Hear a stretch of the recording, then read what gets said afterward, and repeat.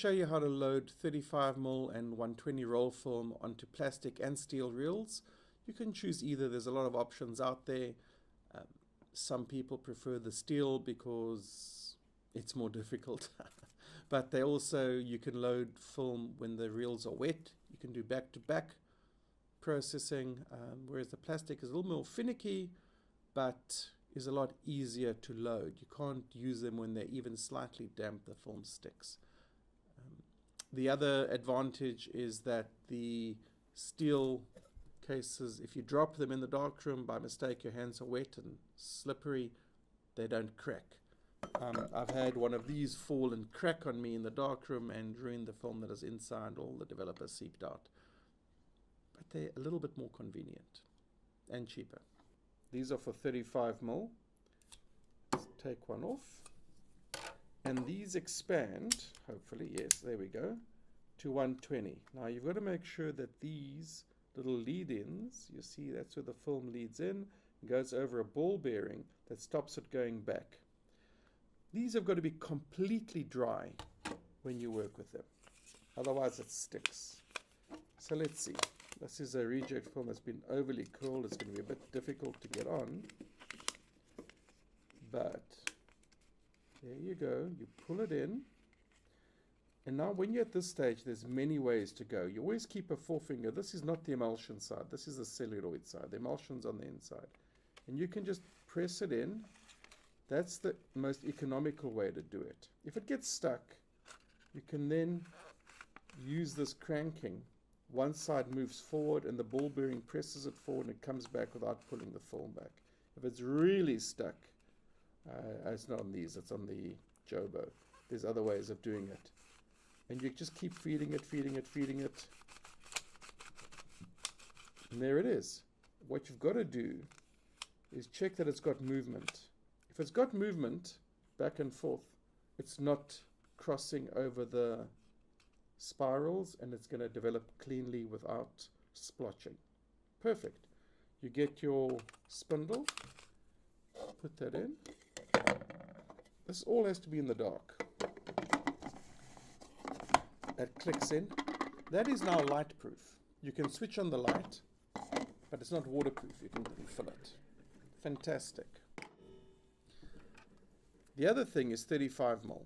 Same spool, we keep it at its smallest possible opening. You cut your film to prepare it. You make sure that you don't cut across the sprockets because that might get snagged. You do this all in the dark, you can feel it. If you practice before you do it, it's easy. So you just start leading it in. And like the other one, these feeds even easier. And you can go, woo, keeps going on and on and on. And you check it periodically to make sure it's got movement. If it's got movement, it's good to go. If it snags and doesn't move back and forth, you've got it caught somewhere. You pull it off and start again. And you keep going till it's finished. There you go. It's on. All done. There's also steel reels, which a lot of people prefer because you can load when the steel reels are wet. They're a little bit trickier, but once you've learned how to use them, they're a better bet. Because they're metal, if it falls, it doesn't break. The best ones have got these little hooks in there. Well, there we go. These little hooks in there that you put your film onto. Then it's firm, it's stuck. And then you just reel it on. You slightly bend with your forefinger and thumb. And it just goes on, and periodically you push it back and forth to check that it's free, that it's got a little bit of play. You see it moves like that, perfect. And you keep going until you finish it. Okay. The other type isn't as nice to play with. So it's got a little spring in there. And you've got to press the film into that spring so it catches it, so it's firm. The problem with this one is that it never aligns that straight. It always bends it slightly left or right. So you've got to then, with that same pressure with your forefinger and thumb, see it's starting to catch. There we go. That's going on neatly. Oh, that looks like it's a good one. There, it's got the movement. Beautiful. It's filling onto the spiral. Lovely.